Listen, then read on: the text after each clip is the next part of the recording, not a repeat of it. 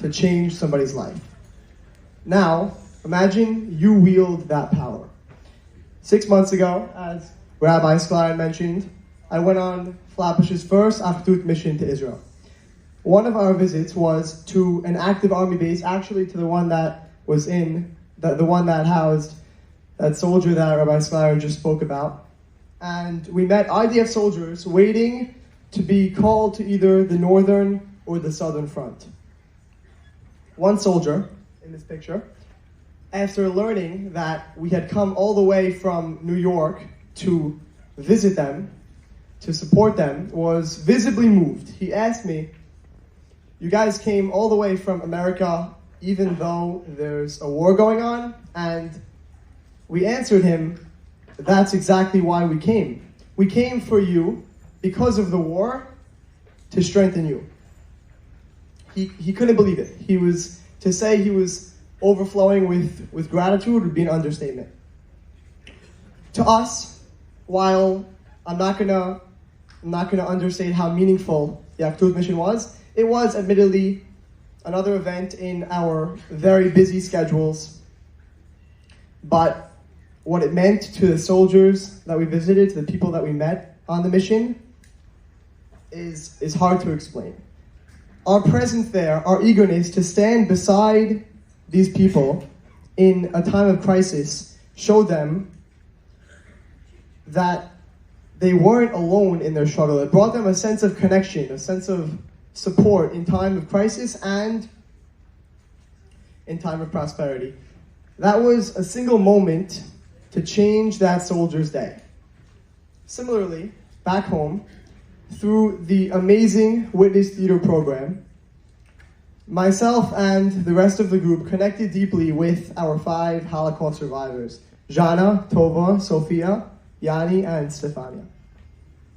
One of our survivors, Stefania Hecht, Aleh Shalom, in this picture, who we tragically lost a couple of months ago, would prepare her outfits for our session from days before. That's how much she looked forward to our weekly sessions. That's how much she anticipated coming into school every week to speak with us. To these amazing survivors, our presence is more than companionship.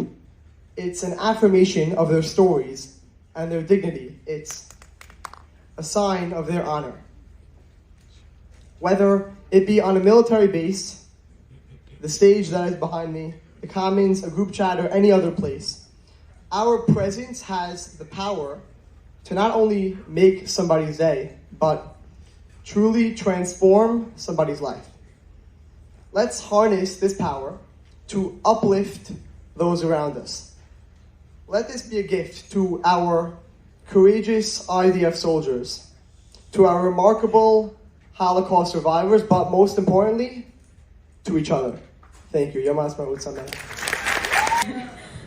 On November 6th, 30 days after the horrors of October 7th, I found myself on a bus on the way to Har Herzl with the first Flatbush Achdut mission to Israel. The whole bus ride, I was thinking to myself, be prepared to see a lot of graves. As we were working our way up through the levels of graves, we started hearing solemn singing. Our tour guide, David Zeit, told us that there was probably a funeral going on. We later found out that it was the Shloshim of the first soldier to be buried on Har Herzl since October 7th. That alone shocked me to my core. When we got to the highest level, I didn't fully process what I was seeing. There were some graves from a few months before, from a few years before, and graves from October 7th itself. And literally just piles of dirt and wreaths on top were there too.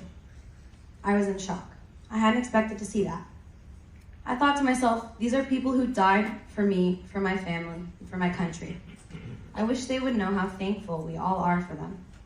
And in my head, I sent a little message to Hashem.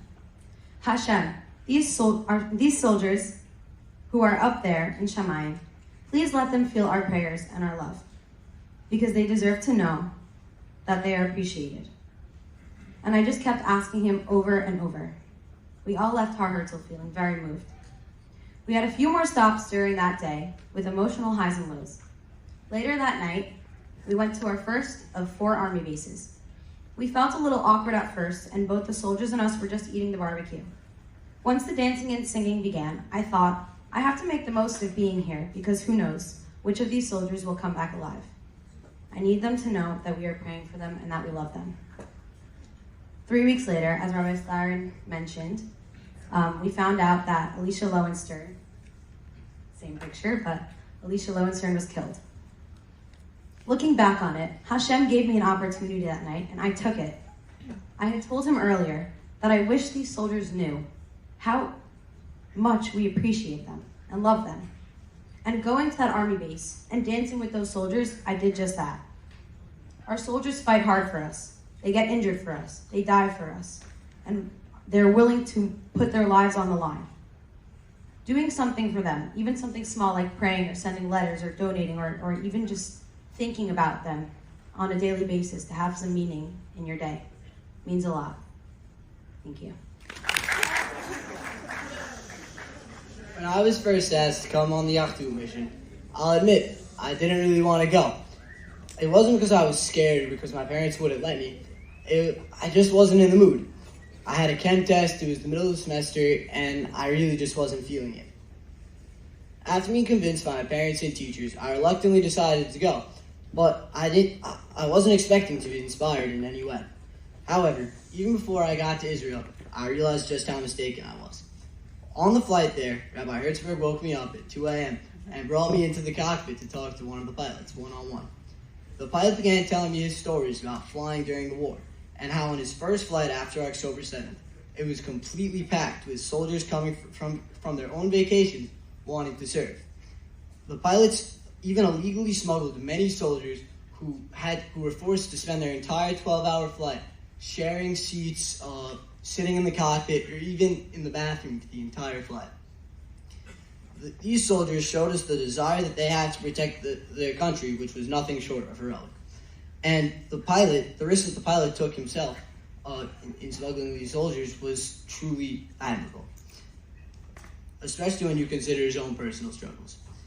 The pilot had a daughter actively serving, and he always believed that she would be free of any danger, given her unit status and gender. But one day when he was flying, he saw a news report that a woman from her daughter's unit had been injured in an accident. He couldn't find out if this woman was her daughter until after he landed, when he finally was relieved of the news that it was not his daughter. I left the cockpit beginning to understand how this trip could impact me, but I still didn't understand what difference I could make. This changed when we went to the Carmi Motel, shown here, which was where the displaced community of Shlomi was staying. We gave them over 30 duffel bags filled with various items that we view as basic commodities that they didn't have, such as toys and coloring books for the kids. At one point, I handed 2 brothers a box of Mike and Ike's, and a little while later, I saw them fighting over who got the last one. The mother was smiling from ear to ear, and when I asked her why she was smiling about her son's fighting, she said, all brothers fight. At least now they have something normal in their lives, unlike what they've had for the past month. After playing with the children, we went inside and listened to 4 widows tell us the story of each of their husbands who fought back against the Hamas soldiers. After driving off the terrorists, they immediately decided that they had to go to the neighboring town, which had worse security, in order to protect them. It was there that they fell, fighting for what they believed in. My family and I went over Pesach to visit Shlomi, and we saw all the beautiful families return to their homes where they belong, and also the new shul that they had begun building, named in honor of the 4 soldiers who had been killed. When people ask me now if it was worth going, I tell them I can't imagine all the experiences I would have missed out on had I not gone, and I can't understand what I was thinking in not wanting to go. December 5th, almost 2 months after the attack by Hamas, and I'm standing in a place called Machaneh Shura, an army base which houses the rabbinate. The unit of the rabbinate are rabbis and soldiers who contribute to all the religious aspects of the IDF. They deal with kashrut, Pesach, Sefer Torahs, and praying. It is also the place where they process and identify any soldiers who pass away. It was night, and there was a chill of anticipation in the air, being that none of the 43 people with me knew exactly what we were about to see. The past few days, we were planting trees, bonding with orphans, and visiting families from kibbutzim that were displaced from their homes after October 7th. Each experience was extremely impactful and very uplifting, but this was something else. We all knew this was not going to be one of those fun stops. It was a night that will forever be ingrained in my mind. We entered the morgue, and the sergeant/rabbi began to show us a humongous, newly renovated building. The building had just been extended over the past summer. The sergeant explained that when he saw the renovation, he didn't understand why it needed to be so big. He had expressed confusion as to why they were ever renovated from having just 9 human freezers to 244. But after October 7th, it all made sense. The sergeant explained to us that usually the base only handles soldiers, but because of the sheer number of people who were dead, they use this place to process the bodies. He said that even with the 244 freezers, they still had bodies piled in refrigerated trucks that usually are supposed to carry milk. He took us into a room with a table in the middle and told us that this room is where families of soldiers came to say their last goodbyes. We all sat in silence, absorbing it. I remember thinking at the time how immensely grateful I am that there are people in this world that fight for me, fight for my family, and they fight for all of us, for our land, for our nation, until their death. And after they die, their brothers take care of them with the utmost respect.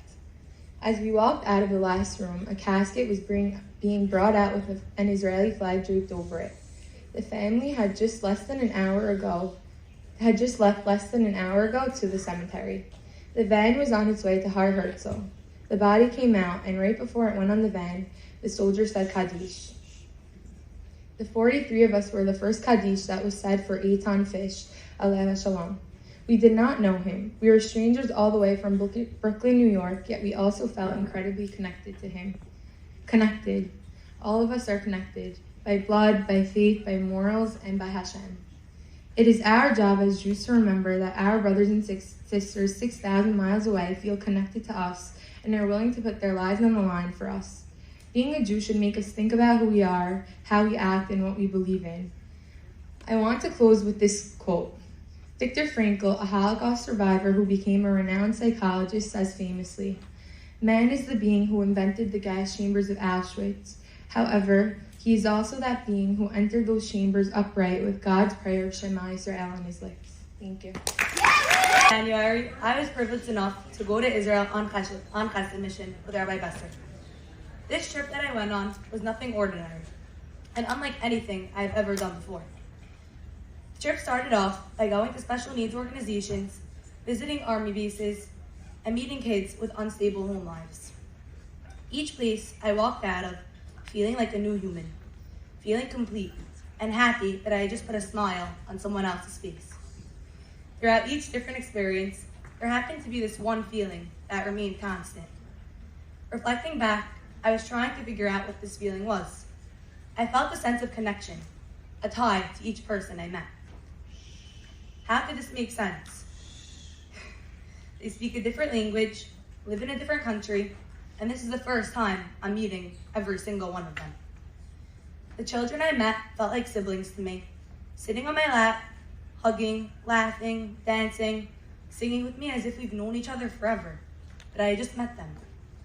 How could this be possible? I kept asking myself this question. One day, Rabbi Besser took us to a carnival for displaced families. These families had been thrown out of their homes on October 7th. These kids weren't normal kids. These kids were resilient and perseverant. The mothers weren't normal. These mothers were superheroes. The fathers weren't normal either. Fathers were superheroes. Kids were learning in random rooms, babies running around outside, and mothers trying to get along with this new life they were forced into. I started talking to this little girl. She was 7 years old. She was carrying a baby in her hand and holding her little sister's hand, who was 5. This girl was only 7 years old. She was trying to help her mother.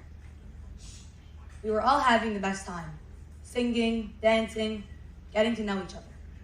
It came time to leave, and I told them I had to go. The 7-year-old girl asked me for a hug goodbye and wouldn't let go. I kept telling her that I had to leave, and she didn't care. She insisted and insisted that I stay. She stayed attached to me until I got to the bus. I left, said my goodbye, and kept asking myself, how could this happen? How can I feel so connected to some random little girl I had just met less than 2 hours ago? How could this little girl feel so comfortable with me? What's that tie? What's it made of? 75 years ago, we declared the State of Israel. And this is why. We have a meeting point for every single Jew. No matter where you're from, how religious you are, what language you speak, you come to Israel and you are back at your roots. You're home. You're with your family. All 15.7 million brothers and sisters. We are all connected because we're all Jewish. We all have one thing holding us together. We have to recognize that without every soldier, we would not have the State of Israel. Without them, we would feel in danger and without closure. Thank you to every soldier who has sacrificed themselves or their safety for us. Thank you for the State of Israel. Thank you, Hashem, for the place we can all call home. Thank you. Am Yisrael Chai.